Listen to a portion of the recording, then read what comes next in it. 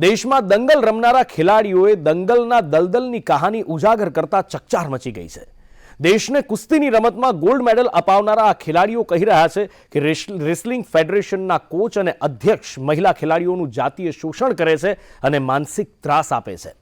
ફરિયાદ ઉઠતા રેસલિંગ ફેડરેશનના અધ્યક્ષનું રાજીનામું લેવાય એવી ચર્ચાઓએ જોર પકડ્યું છે।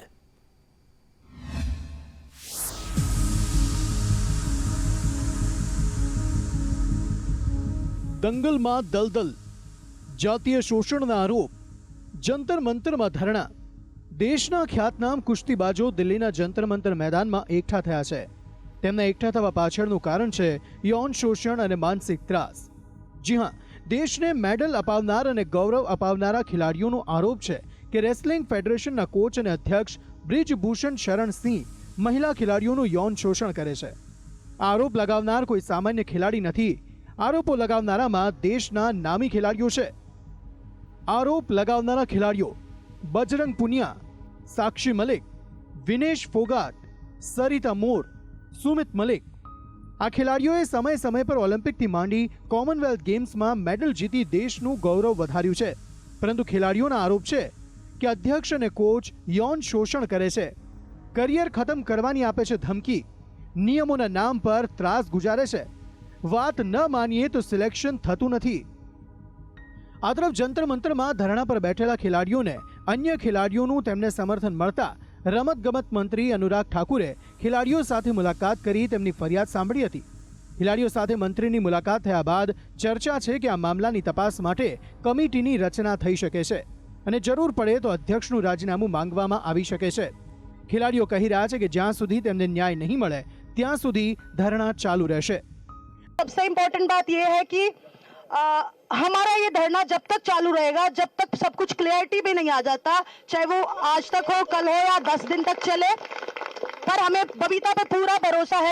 तो आ पहला જેમના પર આરોપ લાગી રહ્યા છે તે અધ્યક્ષ બ્રિજભૂષણ શરણસિંહ કોણ છે તે પણ જાણી લઈએ। સાંસદ બ્રિજભૂષણ સિંહ છેલ્લા કેટલાય સમયથી રેસલિંગ ફેડરેશનના અધ્યક્ષ છે। તેઓ કેસરગંજ લોકસભા સીટથી જીત્યા છે। છઠ્ઠી વાર સાંસદ બનેલા બ્રિજભૂષણ સિંહ રાજનીતિ સાથે કુસ્તીમાં પણ માહિર છે। બ્રિજભૂષણ સિંહે પોતાના પર લાગેલા તમામ આરોપો નકારી કાઢ્યા છે અને કહ્યું છે કે આરોપો સાચા હશે તો હું फांसी पर लटकी जाइश। ये लोग चाहते हैं कि हम ओलंपिक के पदक विजेता हैं, हमारे पास मेडल है, हमारा ट्रायल ना कराया जाए और ज़्यादातर हमको बिना ट्रायल के बाहर भेजा जाए और ट्रायल कराया भी जाए तो पहले जो नेशनल के मेडलिस्ट हैं उनका ट्रायल कराया जाए और जब वो 5 कुश्ती 6 कुश्ती 7 कुश्ती लड़ करके आवे तो फाइनल इनका करा। हाल तो फरियादो उठता અને જંતર મંતર પર ખેલાડીઓને મોટું સમર્થન મળતા અધ્યક્ષને સફાઈ આપવા માટે કહેવામાં આવ્યું છે। સૂત્રો કહી રહ્યા છે કે રેસલિંગ ફેડરેશનના અધ્યક્ષ બ્રિજભૂષણ સિંહ 22 જાન્યુઆરી સુધીમાં પોતાના પદ પરથી રાજીનામું આપી શકે છે। બ્યુરો રિપોર્ટ, સંદેશ ન્યૂઝ। દેશમાં ફરી એકવાર એક ચમત્કારી બાબા ચર્ચામાં આવ્યા છે। મધ્યપ્રદેશના છત્તરપુરમાં બાગેશ્વર ધામના મહંત પર અંધશ્રદ્ધા ફેલાવવાનો આરોપ લાગ્યો છે। મહારાષ્ટ્રના નાગપુરમાં કથા દરમિયાન આ બાગેશ્વર બાબા સામે અંધશ્રદ્ધા નિર્મૂલન સમિતિએ વિરોધ કર્યો અને અંધશ્રદ્ધા ફેલાવવાનો આરોપ મૂકી તેમની સામે કાર્યવાહીની માંગ કરી છે। मारे जाए सभी प्रेतों को, जितना परेशान इन प्रेतों ने किया है रोगियों को, उससे ज्यादा मार मार करके इन्हें परेशान किया जाए। आज बागेश्वर धामना कथाकार धीरेन्द्र शास्त्री अजीबो गरीब हरकत अने मोटी मोटी वातो, अनोखा दावा अने अद्भुत लागनारी सलाह। धीरेन्द्र शास्त्री एवी हरकतों करे छे जे तेमने हमेशा चर्चामां लावे। नीचे सरकार पहले और तो चमीता मारे जाए। राम बोलो बालाजी महाराज की, बागेश्वर बालाजी महाराज की, प्रेतराज सरकार की।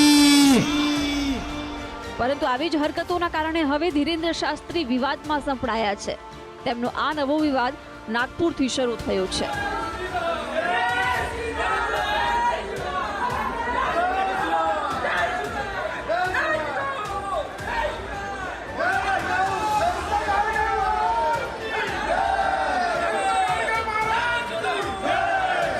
નાગપુરમાં આ હંગામો ત્યારે થયો જ્યારે ધીરેન્દ્ર શાસ્ત્રી સામે અંધશ્રદ્ધા નિર્મૂલન સંસ્થા દ્વારા એક આયોજન કરવામાં આવ્યું. આ આયોજનમાં ધીરેન્દ્ર શાસ્ત્રીના સમર્થકોએ હંગામો મચાવ્યો હતો. આ પહેલા ધીરેન્દ્ર શાસ્ત્રીએ નાગપુરમાં શ્રી રામચરિત્ર કથાનું આયોજન કર્યું હતું.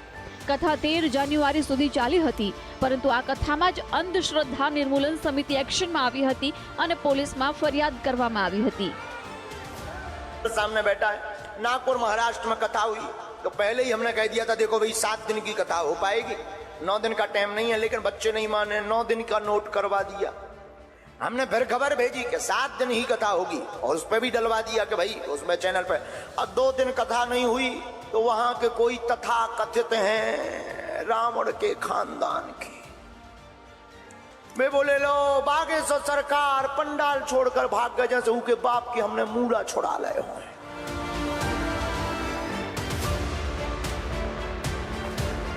एंटी क्लॉक में ये भी सिर्फ 7 बार करो.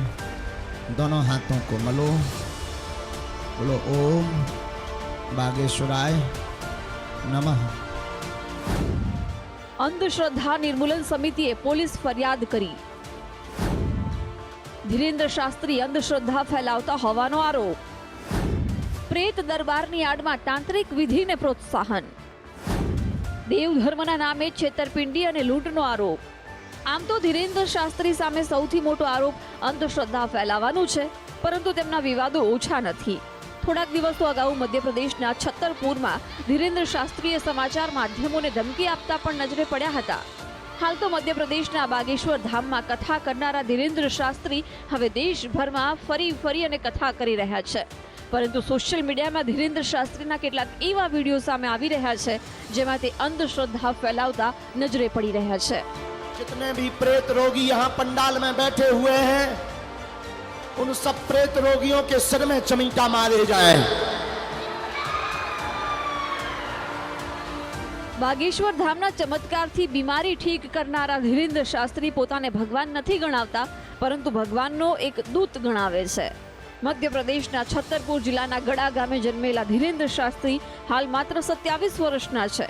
તેમના પિતાનું નામ રામકૃપાલ ગર્ગ અને માતાનું નામ સરોજ છે. 12 ધોરણ સુધી ભણેલા ધીરેન્દ્ર શાસ્ત્રી બાગેશ્વર ધામના મહંત છે. હાલ તો મહારાષ્ટ્રમાં અંધશ્રદ્ધા નિર્મૂલન સમિતિ પોલીસ પર દબાણ કરી રહ્યું છે કે આ અંધશ્રદ્ધા ફેલાવતા બાબા સામે કાર્યવાહી કરાય. અંધશ્રદ્ધા નિર્મૂલન સમિતિ બાબા સામે નહીં પણ મહારાષ્ટ્ર પોલીસ સામે પણ મોરચો ખોલવાની તૈયારી કરી રહ્યું છે. ત્યારે સમગ્ર મામલે મહારાષ્ટ્ર પોલીસ શું કાર્યવાહી કરે છે તે જોવું રહ્યું. बागेश्वर धाम की, बालाजी महाराज की. બ્યુરો રિપોર્ટ, સંદેશ ન્યૂઝ. દુનિયાનું પેટ ભરનાર જગતના તાતની આંખમાં એક સપનું આંજવામાં આવ્યું હતું કે હવે ખેતી માટે ખેડૂતોએ રાત ઉજાગરા નહીં કરવા પડે, પાણી વાળવા હવે રાત્રે નહીં જવું પડે, હવે કડકડતી ઠંડીમાં નહીં ઠીંગરાવવું પડે, હવે એરું, વીંછી અને જંગલી જાનવરના ત્રાસનો સામનો નહીં કરવો પડે. પણ શું ખરેખર આ સપનું સાકાર થયું? કિસાનોના ભાગ્યોદયના વચનનો આ સૂર્યોદય થયો ખરો? આ સવાલ આજે ફરી ઉઠી રહ્યા છે.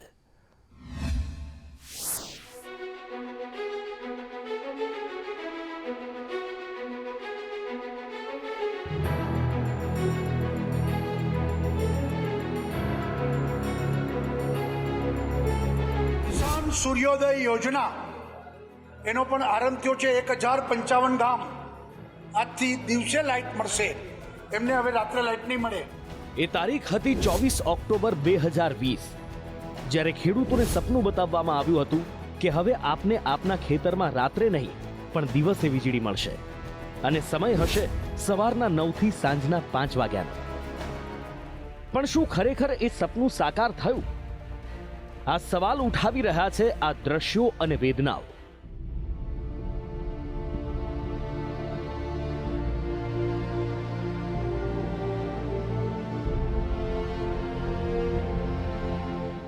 એવી કડકડતી ઠંડી પડી રહી છે કે આપણને તો દિવસે પણ હાથ ધોવાનું પણ મન ન થાય. એટલું ઠંડુ હિમ જેવું પાણી હોય છે કે વાત જવા દો. પણ આ ખેડૂતોની મજબૂરી તો જુઓ. હાડ થીજાવી દેતી ઠંડીમાં પાણી વાળવું પડે છે, રાતના ઉજાગરા કરવા પડે છે જેથી કરીને સારો પાક લઈ શકે. પણ ખેડૂતોને આ રાત ઉજાગરા કેમ કરવા પડે છે એ ખબર છે? આની પાછળનું કારણ એ છે કે ખેડૂતોની આંખમાં અંજાયેલું પેલું દિવસે વીજળીનું સપનું હજી પણ પૂરું થવાની રાહ જોઈને બેઠું છે. આટલી ઠંડીમાં જ્યાં રાત્રે રજાઈમાંથી બહાર નીકળવાનું મન ના થાય, ત્યાં વાડી ખેતરમાં પાણી વાળવું એ મજબૂરીની સાથે બહાદુરીનું પણ કામ છે. બહાદુરી શબ્દનો ઉલ્લેખ ઠંડીનો સામનો કરવા માટે તો છે જ, પણ એની પાછળ એક બીજું કારણ પણ છે. આ વિસ્તાર છે અમરેલીનો વડિયા પંથક, કે જ્યાં ખેતરોમાં સિંહના ટોળાએ ધામા નાખ્યા છે. એટલે ઠંડીના મારની સાથે સિંહ સાથે પણ બાદ ભીડવાની છે. એટલે રાત્રે પાણી વાળવું એ તો મોતને આમંત્રણ આપવા કરતાં ઓછું નથી.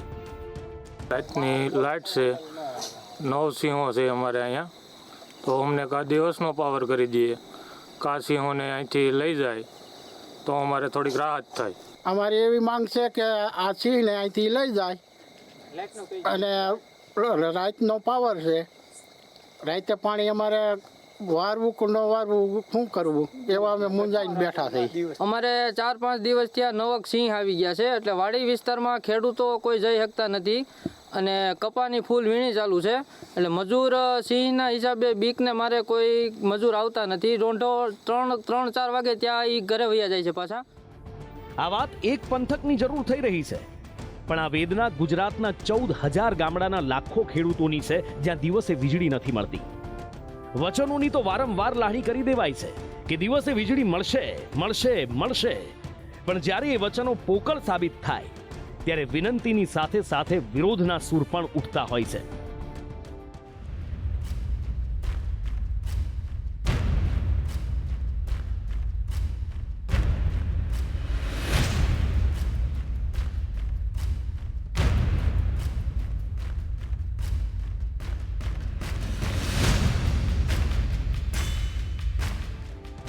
અહીં સ્થળ બદલાયું છે, પણ પરિસ્થિતિ તો એ જ છે.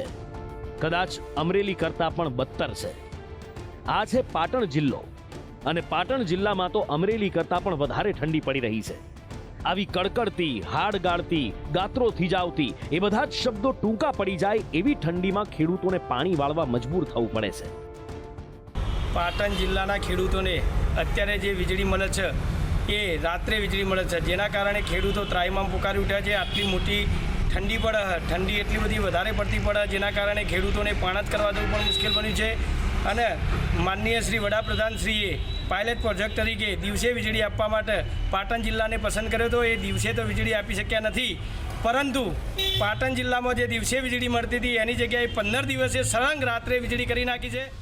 પાટણના ધારાસભ્ય કિરીટ પટેલે પણ ઉર્જા મંત્રી સમક્ષ ખેડૂતોની આ વેદના રજૂ કરી છે. પાટણ જિલ્લાના મોટાભાગના ખેડૂતોને દિવસે વીજળીના બદલે રાતે 8 થી 4 વાગ્યા સુધી અને 12 થી સવારે 8 વાગ્યા સુધીની વીજળી આપવામાં આવે છે. અત્યારે શિયાળાની ઠંડી છે, ખેડૂતો રાતે ખેતી કરી શકતા નથી. ઘણી જગ્યાએ જે વિધવા બહેનો છે એ રાતે ખેતરમાં જઈ શકતી નથી, પાણીનો બગાડ થાય છે. જ્યારે સરકારે કિસાન સૂર્યોદય યોજનાની જાહેરાત કરી હોય ત્યારે ચૂંટણીઓ પતી એટલે દિવસે વીજળી આપવાના બદલે ખેડૂતોને રાતે વીજળી આપવામાં આવે છે. એના લીધે ખેડૂતોને ભારે નુકસાન થાય છે. અમરેલી હોય કે પાટણ, અત્યારે તમામ જિલ્લાઓમાં રાત્રે 10 ડિગ્રી જેટલું તાપમાન પહોંચી જાય છે, અને ક્યાંક તો તાપમાન સિંગલ ડિજિટમાં પહોંચી જાય છે. અને આવી ઠંડીમાં ખેડૂતો ઠૂંઠવાતા પાણી વાળતા એ રાહ જોઈ રહ્યા છે કે ખેતી માટે ક્યારે દિવસે વીજળી મળશે. ત્યારે એ જાણવું પણ જરૂરી છે કે આખરે આ દિવસે વીજળીનું સપનું છે શું. આ દિવસે વીજળીનું સપનું એટલે ખેતી માટે દિવસે વીજળી આપવાની યોજના કિસાન સૂર્યોદય યોજના, જેની શરૂઆત ઓક્ટોબર 2020માં જૂનાગઢથી કરવામાં આવી હતી. અને ગુજરાતના તમામ ગામોમાં ખેતી માટે દિવસે વીજળી અપાશે એવી હૈયા ધારણા અપાઈ હતી, વચન અપાયું હતું. આ યોજના માટે 3,500 કરોડ રૂપિયાની ફાળવણી પણ થઈ ગઈ છે, પણ અત્યાર સુધી માત્ર 1,400 કરોડ રૂપિયાનો જ વપરાશ થયો છે, અને ગુજરાતના 4,000 જેટલા ગામડાઓમાં જ અત્યારે દિવસે વીજળી મળે છે.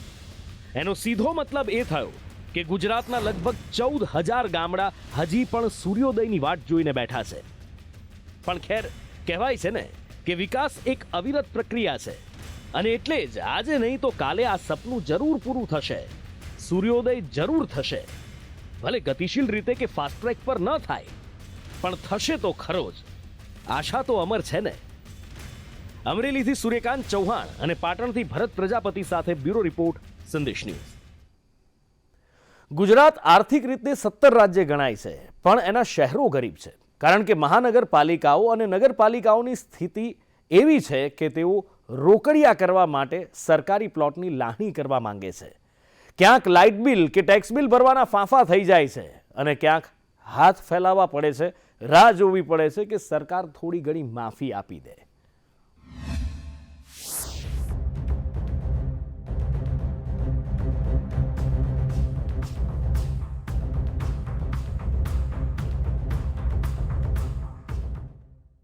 દેવાના ડુંગર તળે દબાયેલી પાલિકાઓ, વીજ બિલ અને પગાર ચૂકવવા પાલિકાના ફાંફા, ભંડોળ ઊભું કરવા અવનવા ગતકડા. રાજ્યની પાલિકાઓ આર્થિક રીતે પાયમાલ થઈ ચૂકી છે. કોઈ પાલિકા એવી નથી જેની આવક તેના ખર્ચ કરતાં વધુ હોય. તમામ પાલિકાઓને કર્મચારીઓનો પગાર કરવા માટે પણ ફાંફા પડી રહ્યા છે. પાલિકા અને મહાનગરપાલિકાઓ પોતાના વીજ બિલ પણ ભરી શકે તેવી સ્થિતિમાં નથી. સમૃદ્ધ ગુજરાતની પાલિકાઓની તિજોરીઓ ખાલીખમ છે. રાજ્યના પાલિકાઓની સ્થિતિ પર નજર કરીએ તો જામનગર મનપાની આવક 220 કરોડ અંદાજિત માનવામાં આવે છે. અંદાજિત ખર્ચ 240 કરોડ રૂપિયા છે. દર વર્ષે 20 કરોડની ખાધ છે. હાલની સ્થિતિએ 650 કરોડનું દેણું છે. રાજકોટ મનપાની અંદાજિત આવક 790 કરોડ છે, જ્યારે અંદાજિત ખર્ચ 850 કરોડ છે. વડોદરા મનપા પર 40 કરોડનું દેવું છે, જ્યારે 100 કરોડના બોન્ડનું ભારણ પણ છે.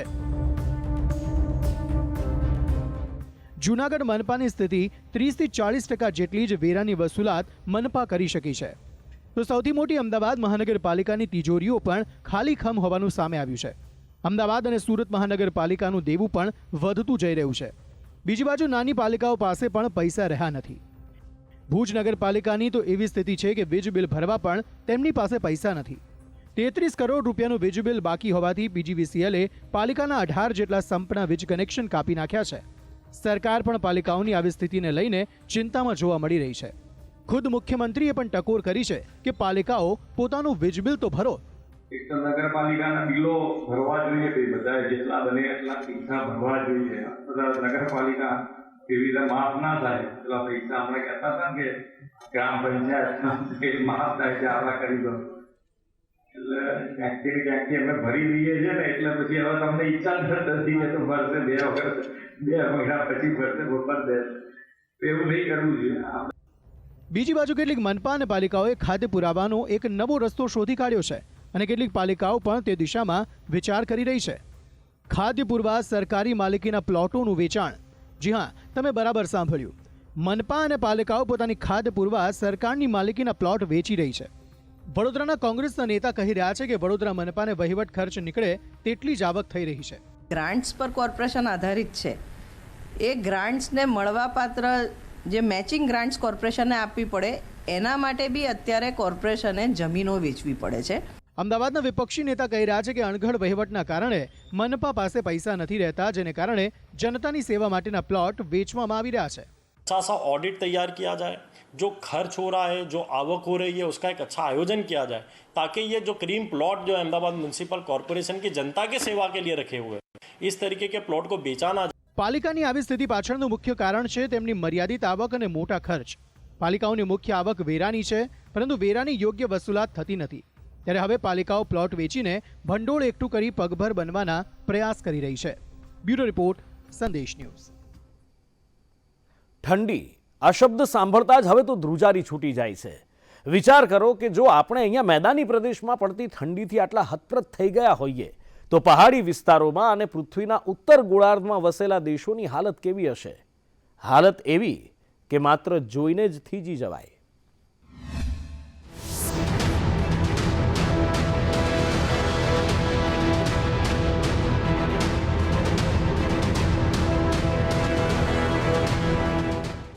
રશિયામાં લોહી થીજાવી દેતી ઠંડી, અફઘાનિસ્તાનમાં કાતિલ બરફ વર્ષા, શિકાગોમાં જમાવી દે તેવી ઠંડી. પૃથ્વીના ઉત્તર ગોળાર્ધમાં અત્યારે બરફે સામ્રાજ્ય જમાવ્યું છે. રશિયા હોય કે શિકાગો, જાણે બધું જામી ગયું છે. પણ આ તો બધા એ દેશ છે જ્યાં માઇનસમાં તાપમાન આમ તો સામાન્ય વાત છે. પણ સૌથી પહેલા વાત કરવી છે પાડોશી દેશ અફઘાનિસ્તાનની, કે જ્યાં ઠંડી બરફ વર્ષાની સાથે મોત લઈને આવી છે. અફઘાનિસ્તાનમાં 10 જાન્યુઆરી પછી કાબુલ અને અન્ય કેટલાક પ્રાંતમાં તાપમાનનો પારો ગગડ્યો. કાબુલમાં -15 ડિગ્રી સુધી તાપમાન ગગડી ગયું છે અને અફઘાનિસ્તાનના મધ્ય ક્ષેત્રમાં તો -33 ડિગ્રી સુધી પારો જતો રહ્યો છે, જે અત્યાર સુધીનું સૌથી નીચું તાપમાન છે. આ ઠંડી હવે કાતિલ પણ સાબિત થઈ રહી છે અને લોકોના જીવ લઈ રહી છે. અફઘાનિસ્તાનમાં છેલ્લા 8 જ દિવસમાં ઠંડીના કારણે 70 લોકોના મૃત્યુ થયા છે અને 70,000થી વધુ પશુઓએ ઠંડી સામે દમ તોડ્યો છે. અને હવે વાત બરફના રણ તરીકે ઓળખાતા રશિયાના સાયબેરિયાની, કે જ્યાં ઠંડીએ અત્યાર સુધીના તમામ રેકોર્ડ તોડી નાખ્યા છે. સાયબેરિયામાં -62.7 ડિગ્રી તાપમાન નોંધાયું, જેણે છેલ્લા 21 વર્ષનો રેકોર્ડ તોડ્યો. યાકુત્સ્ક શહેરમાં -50 ડિગ્રી તાપમાન નોંધાયું. જો કે આ તાપમાનને અહીંયા શિયાળામાં સામાન્ય માનવામાં આવે છે, કારણ કે અહીંયા તો -52 ડિગ્રી તાપમાન થાય ત્યારે શાળા કોલેજો બંધ કરવામાં આવે છે. શિકાગોમાં તો શહેર વચ્ચેથી પસાર થતી નદી થીજી ગઈ. એટલું જ નહીં, જ્યાં નજર જાય ત્યાં બરફ જ બરફ દેખાઈ રહ્યો છે. અનેક ટ્રેન અને ફ્લાઇટ્સ રદ કરવામાં આવી છે, જેના કારણે જનજીવન પ્રભાવિત થયું છે. અને હવે આ દ્રશ્યો પણ જોઈ લો. એવું લાગે ને કે સાયબેરિયા કે પછી શિકાગોના જ છે, પણ ના, આ ભારત છે. આ છે કારગિલનું દ્રાસ, કે જ્યાં રોડ, રસ્તા, ઝાડપાન, પહાડ બધે જ બરફ પથરાઈ ગયો છે અને -23 ડિગ્રી સુધી તાપમાન પહોંચી ગયું છે, જેના કારણે વહેતું પાણી એટલે કે નદી પણ થીજી ગઈ છે.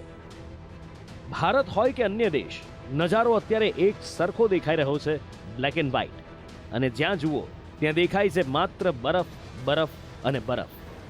બ્યુરો રિપોર્ટ, સંદેશ ન્યૂઝ. અને આ સાથે જ આજનો એજન્ડામાં અત્યારે સમય થયો છે આપનાથી વિદાય લેવાનો. નમસ્કાર.